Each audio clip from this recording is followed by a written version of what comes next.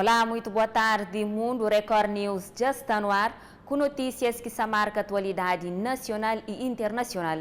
E nota começa com informações sobre uma manifestação contra forças de segurança nos Estados Unidos da América que deixa dezenas de policiais feridos. Segundo a polícia, vândalos invadiram um protesto pacífico que acontecia em Seattle, no estado de Washington, e deixaram para trás um rastro de destruição. Lojas, prédios do governo, casas, tudo virou alvo. Hoje o dia foi de tentar reestabelecer a ordem na cidade. A delegacia foi destruída por um grupo de pessoas que atacou o prédio e deixou pelo menos 12 policiais feridos. 2 pessoas foram presas. Em Portland, no estado de Oregon, houve confronto. O presidente da Associação Policial da cidade pediu o fim da violência. Manifestantes protestam contra a ação de agentes da Agência de Imigração, que estariam prendendo imigrantes ilegais pela cidade com carros não identificados.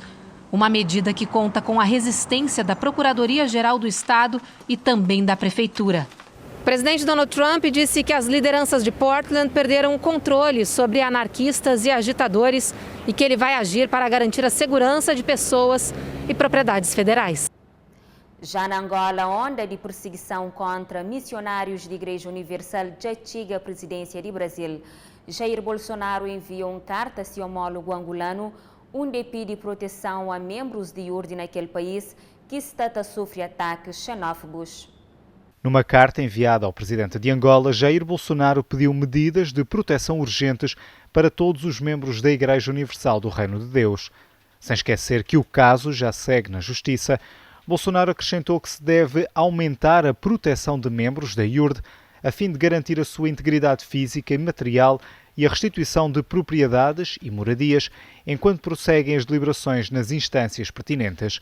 A carta enviada diretamente do chefe de Estado brasileiro para o homólogo angolano foi publicada por Eduardo Bolsonaro no Twitter. No final do mês de junho, um grupo de antigos funcionários da IURD entrou numa das igrejas na capital de Angola e ameaçou todos os funcionários que se encontravam no interior dos templos. Num vídeo amador a que a Record TV teve acesso, é possível ver alguns elementos a tentar arrombar uma das portas. Além de Luanda, várias igrejas em Benguela, Huambo e Malange foram também atacadas. Aqui ninguém mais entra. Ninguém mais entra. Malange está tomado. Chipenda, como é conhecido, foi em tempos pastor da IURD. Hoje é um dos elementos responsáveis pelos ataques. Vocês têm que aprender o seguinte: não brinca com o angolano. O angolano vai te meter no teu lugar. Israel Gonçalves foi uma das vítimas deste grupo de agressores. Foram nos empurrando, dando gritos e veio um grupo muito grande para cima de todos nós. Éramos ali uns 5 ou 6 pastores oficiais da igreja e todos nós fomos agredidos com socos, com chutes. Por fim, um deles com algum objeto, não posso identificar o que era, mas ele me bateu com alguma coisa aqui no supercílio e me abriu o supercílio e machucou bem a face, atingiu o olho também. E aí eu caí e eles continuaram a me agredir no solo até que um dos pastores que estavam comigo ali veio em meu socorro, me ajudou a levantar e eu pude então sair dali. Além dos ataques às igrejas, também as residências dos pastores foram vandalizadas. Os autores do ataque aos templos e às residências foram expulsos das igrejas por condutas impróprias e atos considerados repreensíveis, imorais e até criminosos. Já no final do ano passado, o mesmo grupo articulou-se para espalhar boatos sobre a igreja e chegou mesmo a falsificar documentos. As reações à instabilidade vivida no país têm preocupado as mais altas instâncias brasileiras, que pedem uma atuação urgente por parte de Angola. Eu, pessoalmente, falei 2 vezes com o chanceler de Angola para pedir que houvesse uma atenção especial das forças de segurança de Angola, para que não houvesse mais essas agressões, violências aí contra membros da igreja, contra a propriedade da igreja. Mas agora, recentemente, houve uma série de mandatos de busca e apreensão aí contra propriedade da igreja, então nós voltamos a nos preocupar. O governo brasileiro tem atuado e é imprescindível que as autoridades angolanas garantam a integridade física, a vida e o patrimônio dos brasileiros e da própria Igreja Universal em Angola. Em comunicado, a Igreja Universal condena as atitudes violentas e despropositadas e fala em ataques xenófobos dirigidos apenas a bispos e pastores brasileiros. O caso já está a merecer destaque internacional e foi um dos temas centrais na última reunião parlamentar da Comunidade de Países de Língua Portuguesa. O que é inadmissível é justamente a invasão de domicílio aos pastores, e sendo colocados nas ruas. E a informação que nos chega é que não tem sido feito, o que foi colocado aqui, a dignidade da pessoa humana, às vezes está sendo desrespeitado pelo fato dessa invasão ao domicílio, dos maus tratos, pastores que são espancados, a gente vê o rosto esmurrado. Isso não pode acontecer. O povo angolano, por natureza, é um povo hospitaleiro. Pessoalmente, nenhum angolano, em sã consciência, aceita esse tipo de xenofobia. O que há é um conflito antigo, parece-nos, e é matéria de polícia. Os últimos dados oficiais mostram que, em média, são registados 150 crimes por dia em Angola. Mais de metade são ataques contra a propriedade. Número que, juntamente com a recessão que o país atravessa, tem levado várias empresas estrangeiras a abandonar Angola. Segundo a agência de notação Fitch, o país deverá ter de desembolsar este ano cerca de 4.500 milhões de euros em pagamentos de dívida pública, um valor que representa mais de 60% das receitas do governo. As previsões das agências internacionais apontam ainda para que o país possa manter a tendência de quebra da economia até 2023. O Brasil é um forte parceiro de Angola, sobretudo no fornecimento de tecnologia, e os ataques à liberdade religiosa podem significar uma quebra no investimento estrangeiro. Qualquer grupo que vá fazer investimento num país, ele vai ver a questão da competitividade daquele país, o sistema tributário, a burocracia, o mercado e tudo. Mas, acima de tudo, a segurança jurídica. Ninguém investe num país que não tenha segurança jurídica. Ninguém investe num país com risco de perder o seu investimento. A Comissão de Relações Exteriores do Senado Federal Brasileiro já se prepara para organizar uma comitiva para viajar até Angola para pôr fim à perseguição religiosa que tem marcado o país nos últimos meses. A Record TV entrou em contacto com a Embaixada de Angola em Lisboa, que se recusou a prestar quaisquer declarações sobre a perseguição a elementos da IURD e remeteu o assunto para as autoridades em Luanda, uma vez que foi no país que ocorreram as agressões.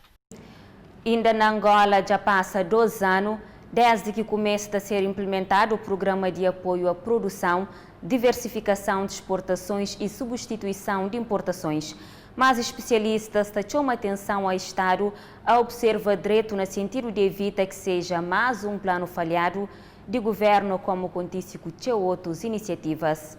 Os setores da indústria e pescas são selecionados para os financiamentos. Até agora, segundo as autoridades, foram aprovados cerca de 8 projetos, situados nas províncias de Luanda, Namibe e Benguela. Dentre elas, 2 já receberam financiamento, num valor avaliado em 4.000 milhões de kwanzas, nos setores alimentício, bebidas e transformador. Entretanto, o economista Augusto Fernandes considera o apoio à produção nacional fundamental para o desenvolvimento da estrutura econômica do país. Levanta questões que devem ser tidas em conta pelo Executivo para o sucesso dos referidos programas, uma vez que já vários outros programas foram criados, como o Angola Invest, por exemplo, mas não houve resultados satisfatórios. Há 54 produtos da cesta básica definidos.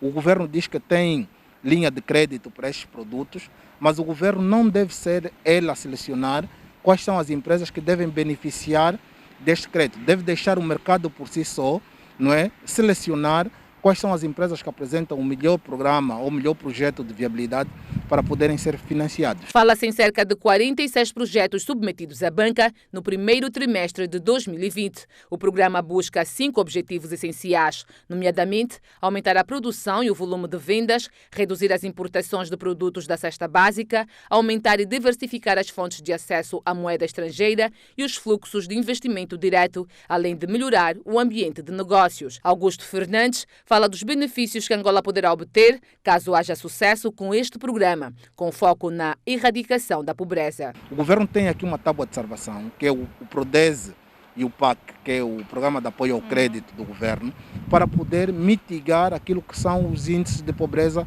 em Angola. Eu acho que a primeira medida que nós tínhamos de olhar e devíamos estar todos focados é na substituição das importações. Começar a produzir para nós comermos, porque a partir do momento em que nós procuramos menos por produtos importados, vamos acabar também por procurar menos divisa para poder garantir essas importações. O projeto de apoio ao crédito inserido no PRODES tem um orçamento avaliado em cerca de 17 mil milhões de kwanzas. Os dados constam de um relatório de balanço compilado pelo Ministério da Economia e Planeamento. Numa altura em que o órgão celebra 2 anos da existência do projeto, que faz parte do Plano de Desenvolvimento Nacional 2018-2020. O PAC aplica seus projetos de investimento que contribuam direta ou indiretamente para a produção interna de bens. Os apoios são direcionados para um conjunto de 16 tipos de operações relacionadas com os 54 produtos prioritários do PRODES. Na Brasil, aumento de fiscalização rodoviária faz subir o número de apreensões de armas de fogo ilegais. No estado de São Paulo, autoridades destruíram mais de 4.000 armas. O carregamento chega ao depósito do Exército. Revólveres, pistolas, espingardas que nunca mais vão causar problemas. São armas que tiveram o processo concluído na Justiça. As prensas acabam com qualquer possibilidade de reutilização. Depois elas são levadas para uma siderúrgica, onde elas são derretidas. É o destino final de armas ilegais ou utilizadas em crimes. Este ano, mais de 4.000 armas foram destruídas aqui, mas o número apreendido no estado de São Paulo é bem maior. Só no mês de maio foram 1.234, média de uma arma a cada 36 minutos. Assim como boa parte dos índices de criminalidade, com a quarentena, houve uma ligeira queda no número de apreensões. As rodovias federais, principais vias de escoamento do tráfico de armas no Brasil, estão entre as exceções. No primeiro semestre deste ano, a Polícia Rodoviária Federal apreendeu 1.061 armas no país, 31% a mais do que no mesmo período do ano passado. Rio Grande do Sul, Bahia e Rondônia foram os estados com maior número de casos. O armamento chega legalmente de países como Israel, Rússia e Estados Unidos ao Paraguai. De lá, entra no Brasil de forma ilegal, principalmente pelo Mato Grosso do Sul e Paraná, para abastecer o crime organizado nas grandes cidades. Segundo a PRF, não houve aumento do tráfico de armas, e sim da fiscalização. É o aumento de 1.000 policiais que se formaram no final do ano e começaram a trabalhar no primeiro semestre nas rodovias federais brasileiras, fazendo com que nós pudéssemos ter uma fiscalização mais incisiva em cima das irregularidades, dos ilícitos que passam na rodovia.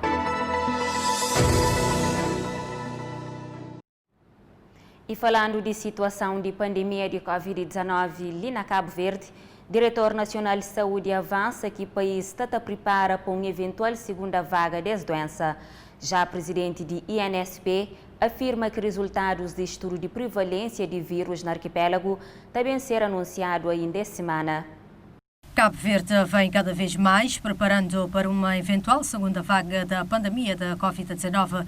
Entretanto, o Diretor Nacional da Saúde avança que há uma tendência claramente decrescente do número de casos registrados ao longo das últimas semanas. Estamos portanto, a reagir a essas vagas todas em cada uma da ilha, mas tudo no contexto da primeira vaga. Claro que, portanto, nós temos que, e cada vez mais, vamos estando cada vez mais preparados para uma eventual segunda vaga, já que vacinas, apesar de algumas esperanças, ainda não há nada de concreto e estamos a contar com a nossa resiliência e cada vez mais estamos mais resilientes, apesar de alguns comportamentos desviantes. Comportamentos esses, sobretudo dos jovens, que Artur Correia chama mais uma vez a atenção. Em relação, portanto, ao que temos vindo a ver quase que diariamente na televisão, nas praias, sobretudo nas ilhas onde foram abertas as praias, e que não nos cansamos de chamar a atenção para a responsabilidade das pessoas em evitar ajuntamentos, aglomeração de pessoas e respeitar o distanciamento físico e social e a utilização de máscaras para minimizarmos os efeitos da transmissão. Em termos dos resultados do estudo da prevalência da Covid no país, a presidente do INSP afirma que vão ser apresentados esta semana. Como se sabe, o inquérito seroepidemiológico que foi lançado, a fase de terreno já está terminada, já estamos a analisar os primeiros resultados e prevemos que antes de sábado possam ser apresentados os resultados preliminares. Em termos acumulativos, Cabo Verde está neste momento a lidar com mais de 2.000 pessoas infectadas e, como avança Artur Correia, uma carga de trabalho que não estava prevista pelos recursos humanos que o país tem, apesar do reforço que já foi feito. Diflama site Covid-19 se mostra que Cabo Verde tem nesse momento um total de 2.071 casos acumulados de Covid-19, 1.063 pessoas já recuperam e 21 já morrem dessa doença. Gosto no Tabaiti, Brasil, onde chega 20.000 doses de vacina chinesa que teve segurança comprovada e sabe ser testado na milhares de voluntários. Confira mais detalhes. A partir de amanhã, as doses começarão a ser aplicadas em 9.000 voluntários, cadastrados em 12 centros de pesquisa de São Paulo, Distrito Federal, Minas Gerais, Rio de Janeiro, Paraná e Rio Grande do Sul. Metade dos voluntários receberá a vacina e a outra metade placebo, ou seja, uma dose sem efeito. Os voluntários são todos profissionais da área da saúde e serão acompanhados por 1 ano. Se esse estudo, de fato, for concluído antes do final desse ano, e é uma expectativa real, nós poderemos ter essa vacina disponível para a população brasileira já no início do próximo ano. O Instituto Butantan diz que terá capacidade de produzir doses para imunizar a população brasileira e a de países vizinhos. A vacina chinesa se baseia no método tradicional do vírus inativado. Uma tecnologia usada tradicionalmente em produção de vacinas. Outro resultado promissor saiu hoje na respeitada revista médica britânica The Lancet. É sobre a vacina de Oxford, na Inglaterra, desenvolvida aqui no Brasil em parceria com a Universidade Federal de São Paulo e a Fiocruz. As fases 1 e 2 do teste mostraram que a vacina é segura e produz anticorpos. Dos 1.077 voluntários, 91% foram imunizados contra o coronavírus depois da primeira dose e 100% depois da segunda, de acordo com a pesquisa. O Brasil vem sendo procurado por fabricantes de vacinas de todo o mundo por 2 motivos. A vacina de Oxford se baseia em uma novidade. Os cientistas estão combinando uma proteína do coronavírus, a Spike, que ele usa para entrar nas células, com adenavírus de macacos, para causar a reação do sistema imune. Os efeitos colaterais da vacina são leves.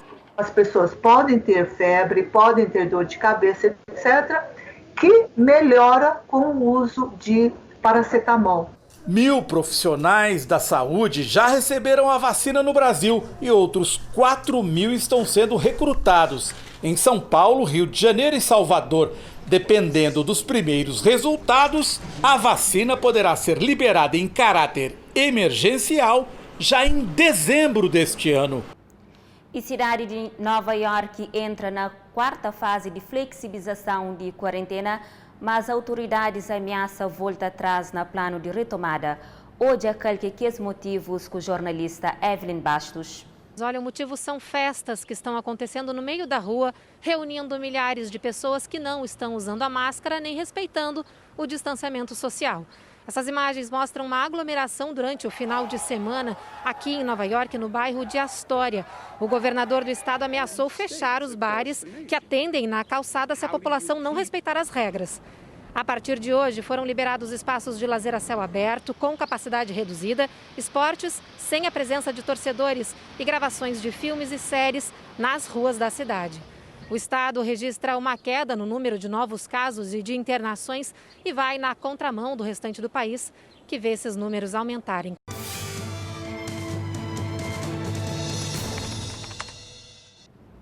Momento agora de conferir que as manchetes que se marca atualidade na rubrica Revista de Imprensa. Nesta terça-feira informativa R7 da notícia, Trump muda postura e gosta de que usa máscara é patriótico. Já a Record Europa te destaca, Conselho Europeu Histórico consigue acordo. Portugal também arrecada 45,1 mil milhões de euros em transferência a fundo perdido até 2027. Al Jazeera te informa, Irã registra maior número diário de mortes para coronavírus. Euronews, Reino Unido suspende tratado de extradição com Hong Kong. Notícias ao minuto 13 como manchete, boas notícias. Organização Mundial de Saúde realça resultados de vacina de Oxford. Angop traz como manchete, sul-africanos receia contágio na transportes lotados sem higiene. Para último, Voa te informa, Donald Trump admite envia tropas federais para impor ordem na várias cidades. E assim, Mundo Record News desta terça-feira termina. Mais informação você pode conferir 19h30 na Fala Cabo Verde e já a seguir fica na companhia do programa Hoje em Dia. Boa tarde.